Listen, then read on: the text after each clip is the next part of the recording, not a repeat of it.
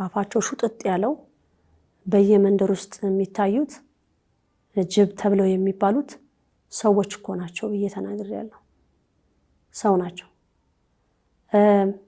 አንዳንዶቹ የሚቀየሩ አሉ። ተቀይረው ስጋ ለብሰው እንደ ሰው የሚሆኑ ቀን ሰው ሆነው ይውላሉ።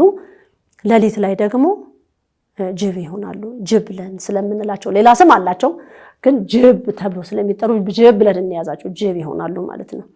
ወላይታ አምላክን ደግሞ ስጠይቅ እዚህ ጋራ ምንድነው ይሄ ነገር የሚለው ነገር ስላት ልጄ አዎ የቡዳ ዘር ተብለው የተባሉ የርግማን ዘር ተረገሙ ዝርያዎች ይሄ አሁን ከምናምን አምልኮ ብዙ ጊዜ አገራችንም ላይም ነበረ የህፃን ደም መስዋዕት የሚደረግ የሚጠጡ አሉ፣ የሰው ደም የሚጠጡ አሉ።